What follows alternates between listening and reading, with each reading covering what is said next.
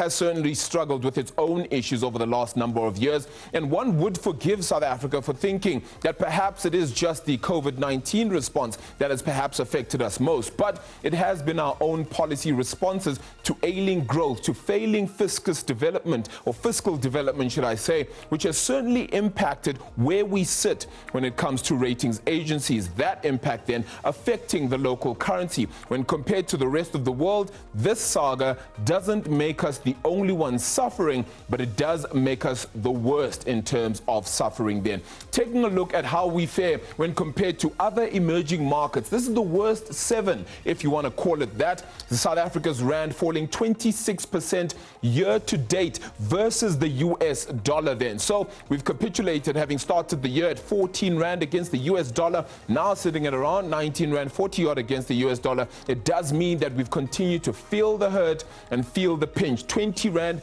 does seem like it's looming. Mexico's peso falling 25%, so too is Brazil's real there as well. The Hungarian forint has been down around 12% thus far this year as well. The Chilean peso also 13% down. So all of these weakening in terms of their percentage fall just year to date then. If we continue to take a look at these graphs and see exactly what the impact of COVID-19 would be on Africa, it's absolutely massive. All of this then, according to the African Union, they put out a report then and saying that Africa is going to have to spend plus minus 130 billion US dollars against COVID-19 in order to try alleviate any of the stresses and the strain. 20 million jobs could be lost in that time span and in that period. It is going to hurt not just South Africa, but the whole continent too. Against the realistic scenario, you're seeing growth go down by 0.8%, while on the pessimistic scenario, you're seeing growth go down by 1.1%. So the impact on Africa is going to be huge across various sectors as well, including tourism, as well as oil revenue, which goes down quite heavily for Nigeria and Angola too. So that impact is one to look out for as well. Natural resources are bound to get hit. This then is a graph that has been released then by Google. So what this actually entails is that they've released a mobility report, which means that this is where South Africans have been moving around over the last few days. It starts off on February the 9th and goes on until the end of March. Of course, we did see our lockdown kick off, of course, on the 27th of March, which is why you see that large spike and fall towards the end of March there. A 60% fall in groceries and pharmacies means that South African consumers initially rushed to the shops, and that's why you see that spike. And because the lockdown came into fruition, you saw that massive drop off then going down around 60% in total from where the normal baseline is. On average, this is pretty much where we are, and it fell 60% from that ratio, having seen the lockdown come into effect. So which other parts then continue to fail? Well, retail and recreation. All of those that were doing some sports, including myself, had unfortunately seen that rise ever so slightly, but fall off quite dramatically. At least 80%. It should be 100%, and I'm assuming that it's just the retail aspect that maintains or stays in place, while the recreation perhaps has fallen off almost completely. Checking in then on how things fare perhaps in transit. This is now very, very important and significant as well. Then we get into the next graph and you'll see that even in those areas, things have fallen off and there's been that spike then. Or let's go to the residential area. So South Africans being forced to stay at home a little bit more. This is how much on average South Africans stay at home in that region. And look at that. It had to continue to spike ever so slightly because the shutdown came in place. But as you can see, there's a small drop-off happening now, meaning that South Africans are beginning to go back to work, even though the lockdown is not over. That, for me, is a very big worry and could be another key reason why you find that this lockdown could even be extended. Hopefully, we don't get there. Continuing to check in, as I said earlier as well, in transit. So transit stations, these are your railways, your bus stations as well, your taxis, all of the like. A big drop off on that front as well. And let's remember, from the middle of March, you started seeing less and less people wanting to go to work, corporates allowing people to go to work then as well. Almost flatlining for the most part, as public transport does remain, of course, in negative territory. It's down 80% as well in terms of mobility and how much South Africans are using it. Continuing then to look in at where we sit in terms of workplaces, again, as the lockdown comes into play, a big fall off comes off there. But as the same with those homes as well in residential areas, you're starting to see that return to work for most people. Again, the question becoming, where are you going with the lockdown in place? Do you not care perhaps then about what is happening in the country and the number of deaths we could really go up to, and hopefully again we do not get there. So that seriously continues to tell you the market. We continue to check in on some other places as well, according to Google, and it says that in parks as well then we're seeing a massive drop off, but people coming back ever so slightly. Again, where they're going to, nobody knows. The lockdown is not over, South Africa. We still have less than 2 weeks to go, a week and a half, in fact, and we will get there as well. Very finally, let's just check in as well then. As I said, the economic impact is bound to be very, very prodigious and very difficult, South Africa. But we do need to make sure we are fully aware as to how things fare on this front. And it's all impacted, of course, the local currency. 20 Rand against the US dollar is certainly where things could end up very shortly. It seems to be the next big mark. Let's chat now then to Matete from Rand Merchant Bank as we get on the line then as well, as our guest continues to give us a sense then of where things lie for South Africa. He's head of Forex execution, should I say, at RMB. Matete, thank you so much for the time. It certainly is difficult then, Mr. Thulare, to find exactly where the Rand could stop. Is 21 Rand your base case?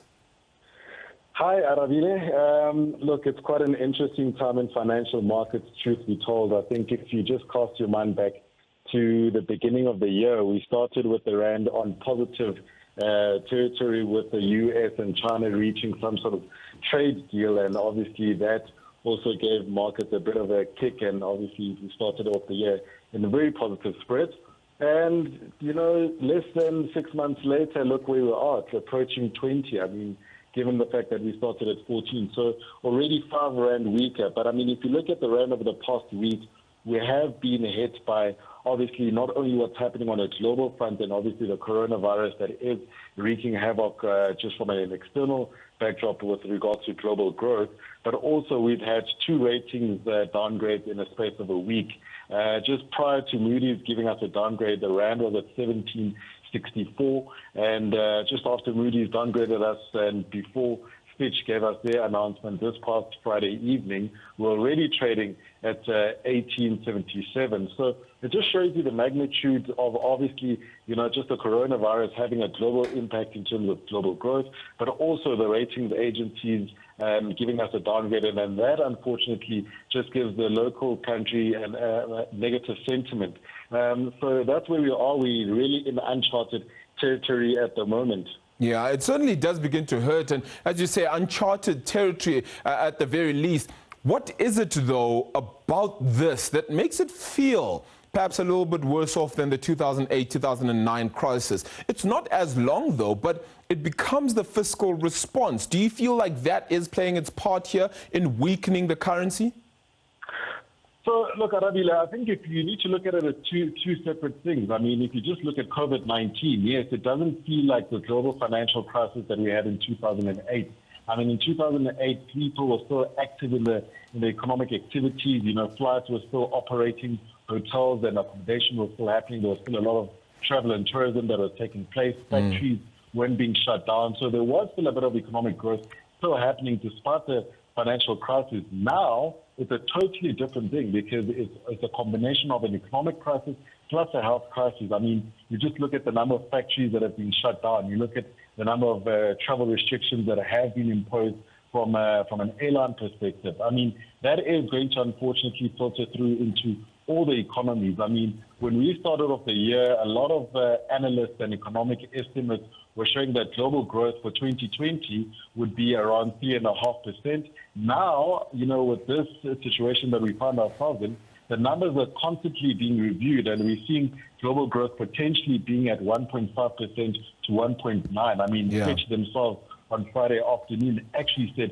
they're also worried about global growth. So this shows you that, unfortunately, we are in uncharted territory because obviously it is an economic impact, and it does have a health impact with also the number of cases each and every day. We're seeing, the numbers rising, and there isn't any subsiding numbers in any part of the world. And I suppose the longer we continue with this uncertainty, the more financial markets will get hit, and the more that, investors will run towards dollar safe haven assets. Yeah. The big worry then is how soon we can get back to some form of stability.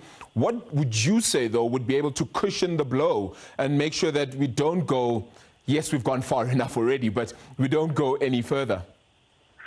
Look, Arabile, I think, truth be told, I think when you just look at a month ago when the Fed cut interest rates for the first time, and that emergency rate cut, there was this sugar rush effect where the markets were in a jovial spirit for about 2 to 3 hours, where we saw the rand and all risk assets pull back quite significantly. But then after that, the markets kind of subsidized and they normalized, and they remember that the COVID-19 is still there. So, whether we like it or not, you can inject as much stimulus. And obviously, we've seen even the likes of China pumping as much as $28 billion into their SMMEs.